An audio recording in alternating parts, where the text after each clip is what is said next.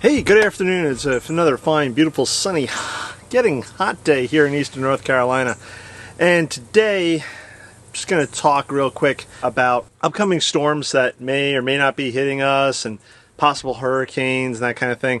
There is actually a storm that is approaching northern Florida at the moment. It might skirt the west. It hasn't even hit Cuba yet, so hopefully it doesn't, and hopefully if it does, it's minimal and it doesn't do that much damage. And again, you know, people in northern Florida themselves, please be prepared.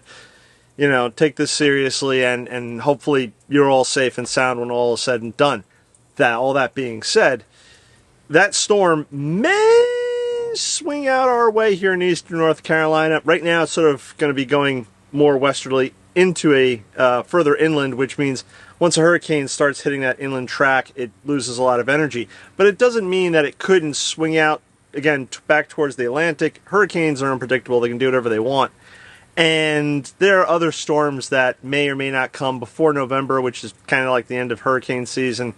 And you never know. There's always, especially here in eastern North Carolina, we just randomly sometimes get big, strong windstorms that blow on through with sometimes up to 60-mile-per-hour gusts.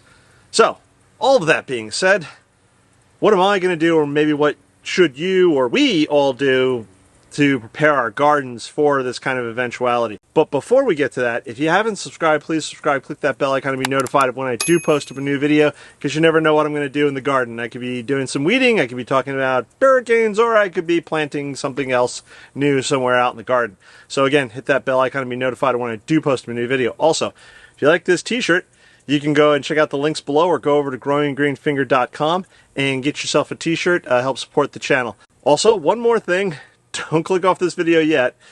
If you go over to growinggreenfinger.com, there's a new section now called Garden Ramblings, and it's my little blog thing I got going on right again now.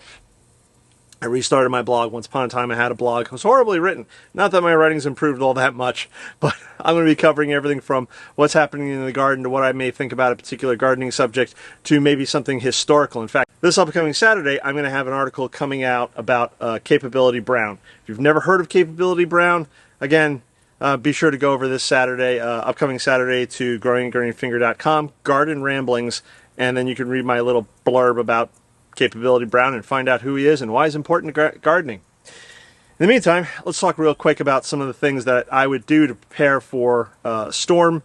And yeah, and if you, again, at any time, if you ever have any suggestions, tips, advice, comments, etc., please leave them below. So first off, right here on the deck, I have some various pots and whatnot that you can see.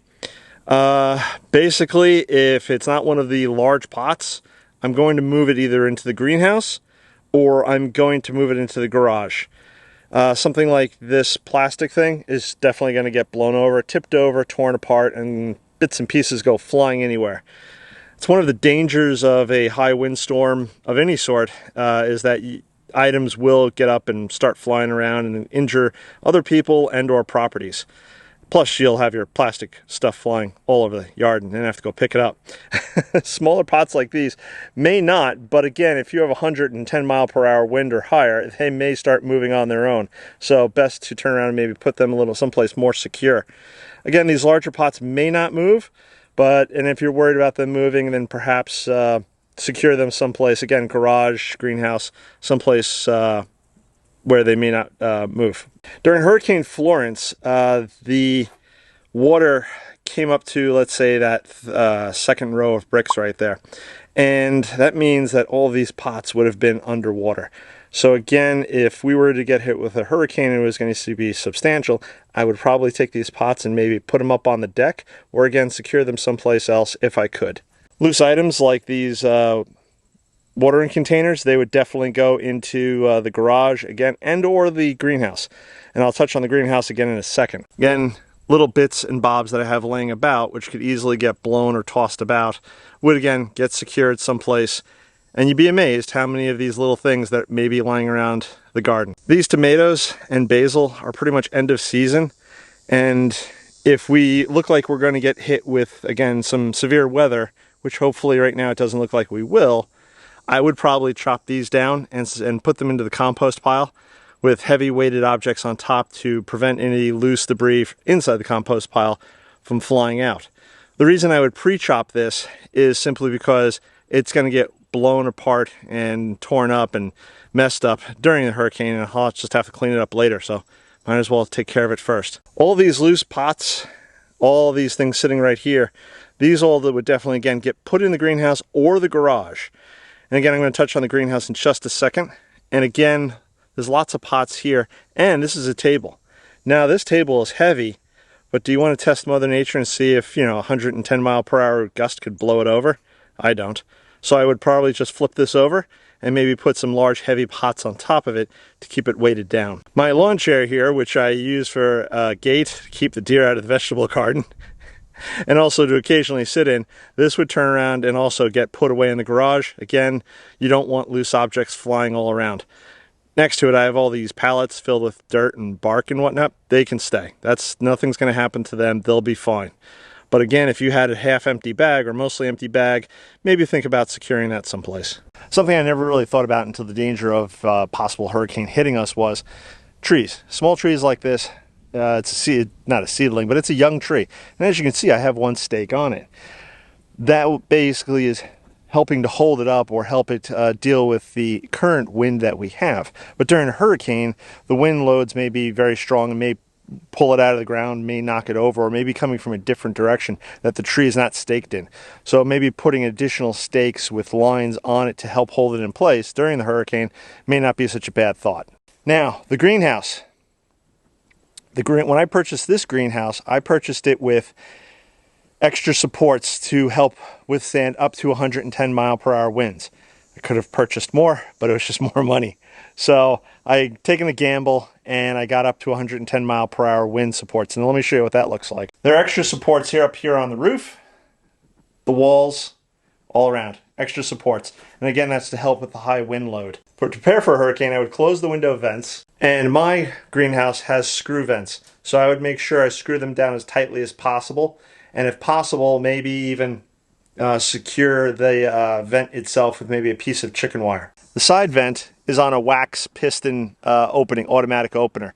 And what I would do is I would loosen that up so I could close it up, and again, secure that with a piece of wire if need be. And last but not least, obviously close the door, and I would put a heavy pot like this dahlia pot or two in front of the door just to try to prevent it from blowing open. If you have the resources, and if you have a greenhouse like mine where it has glass walls, then again, maybe put plywood paneling on the side, wrap it around the greenhouse to try to prevent any flying debris from hitting the greenhouse and breaking the glass.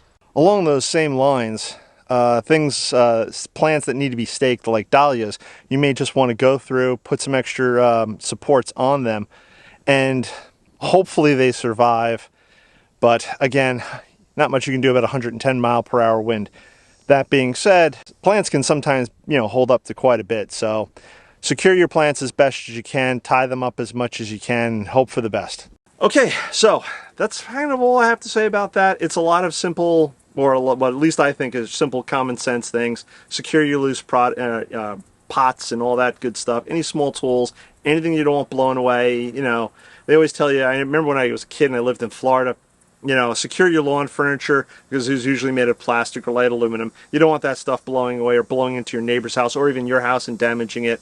I'm kind of in a flood zone, and so if the property floods, I have to worry about those plants that are on the ground. If they're in pots and I can move them, I will move them. Some things you can't do anything about, i.e. the plants in the ground. So if they survive, they survive. If they don't, this is what happens.